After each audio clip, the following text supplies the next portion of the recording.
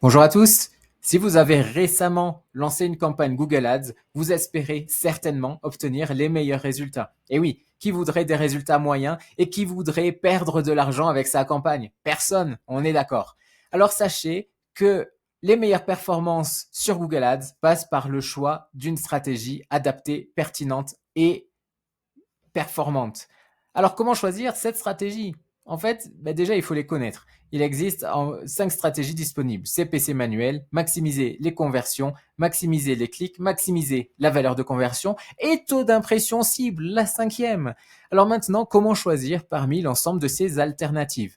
En réalité, chaque stratégie est théoriquement adaptée à un objectif. Par exemple, si vous souhaitez le maximum de notoriété, eh bien, vous pourriez choisir maximiser les clics pour avoir le plus de clics possible par rapport à votre budget.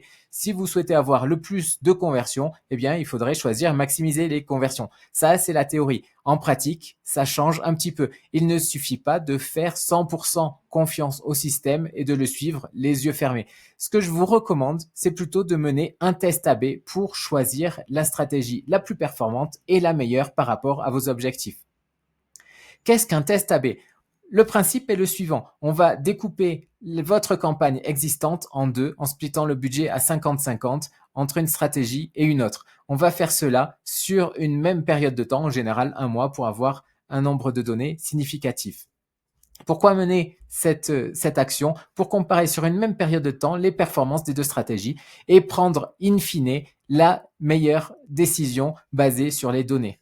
Alors, je vais vous expliquer maintenant comment mettre en place pas à pas un tel test. C'est hyper simple, surtout suivez-moi.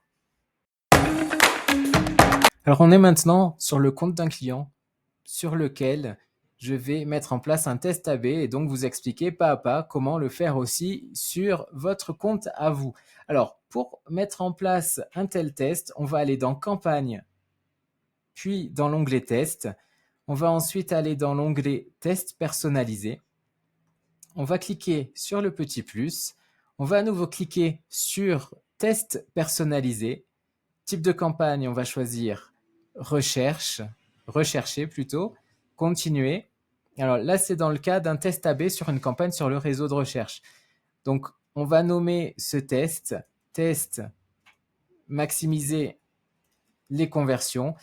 Alors, sur ce test, je veux tester deux stratégies d'enchères. Maximiser les clics, qui est la stratégie actuelle, et maximiser les conversions, qui, si le test est concluant, sera la stratégie choisie.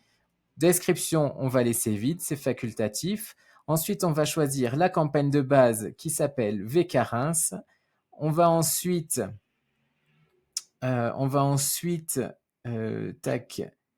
suffixe, on va ensuite déterminer le suffixe pour le nom de la campagne de traitement. Donc là, on peut laisser test, maximiser les conversions et on va faire enregistrer et continuer. Donc là, on peut apporter des modifications justement à la campagne. Donc, c'est ici qu'on va changer la stratégie d'enchère. Donc, c'est en train de charger. Donc, la stratégie était sur maximiser les clics. On va choisir maintenant maximiser les conversions sans mettre de CPA cible pour le moment. On va simplement comparer maximiser les clics avec maximiser les conversions. On va fermer ça. Ensuite, on va cliquer sur Schedule. Alors, objectif du test, on va mettre conversion. L'objectif, ça va être d'augmenter les conversions. Et le deuxième objectif, ça va être de diminuer le coût par conversion. Voilà, ça, c'est les deux objectifs principaux. D'un côté, mon objectif, c'est d'avoir plus de conversions pour le même budget. Premier objectif. Deuxième objectif, d'avoir des conversions moins chères. Ensuite, pour le test, on va allouer 50% du budget. Alors, on peut changer la proportion, mais ce qui est recommandé, c'est de mettre 50% du budget sur la partie test et 50% du budget sur la campagne de base. Ensuite, au niveau des dates, ce que je recommande, c'est faire un test sur 30 jours et comparer à l'issue des 30 jours les résultats. Donc on peut choisir une période plus courte ou plus longue. Tout va dépendre en réalité du volume de données que vous allez avoir sur 15 jours, sur 3 semaines ou un mois. Donc là, dans notre cas, je vais choisir 30 jours. On va activer la synchronisation, c'est-à-dire que si j'effectue des changements d'un côté, ils vont se répercuter de l'autre, des changements, cela étant dit, au niveau notamment des annonces. On pourrait enlever la synchronisation. Donc, et là, on va donc créer un test. Et c'est fait. Le test AB est lancé, il est en cours de création. Cela peut prendre un petit moment à ce qu'il soit actif, mais vous n'avez en tout cas rien d'autre à faire que ces étapes-là.